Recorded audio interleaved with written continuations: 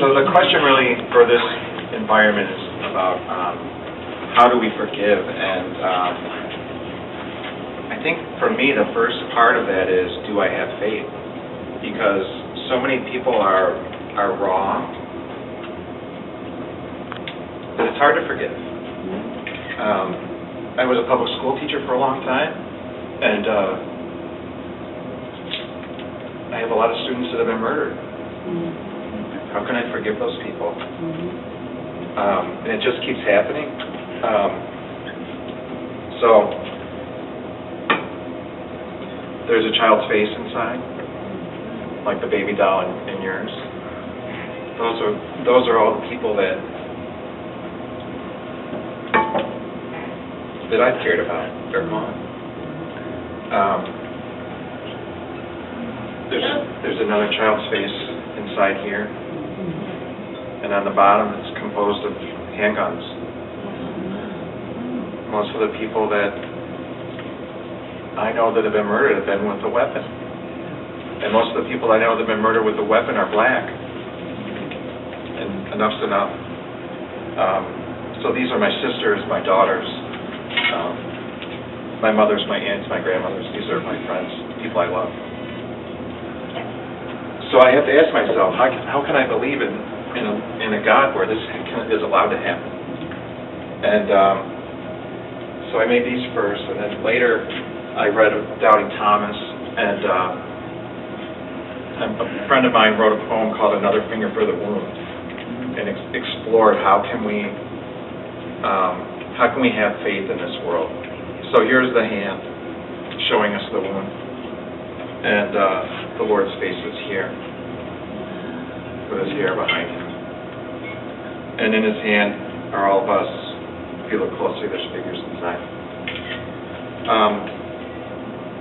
So in a way, my art is very personal, but it's really about, hopefully, all of us.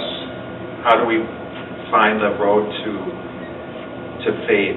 How do we sustain our faith and forgive each other in this world today? And what can we do to make things better? And as artists and as people that understand visual media, I feel that we're given these gifts, and it's our job to ask these questions, and then people can look at these and think about it. Do I have an answer? Of course not. I don't know the answer, and I don't think that's my role as an artist, is to figure out what to do. But I need to say, it's my responsibility to say, these people matter. We need to do something. And forgiveness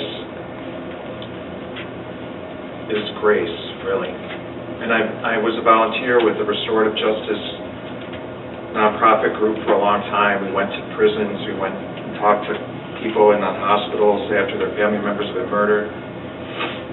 And really that's the only way to heal and grow. You have to look the person in the eye and you have to say, now what? We're still here. And if you don't, that anger, that hatred never goes away, and it just keeps happening. It just keeps happening. It rolls over, and then life is meaningless to others. So there has to be a way, through grace, through our faith, to seek forgiveness, both of ourselves and of others, and to think beyond our own needs and wants, and to see each other in a better light. So we're really thrilled to be here. This is a really great opportunity.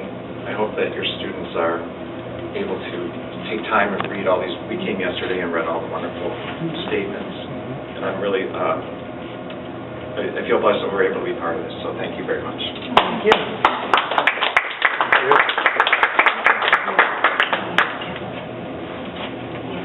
Do you start from a sketch, or can you just tell us about your process a little bit?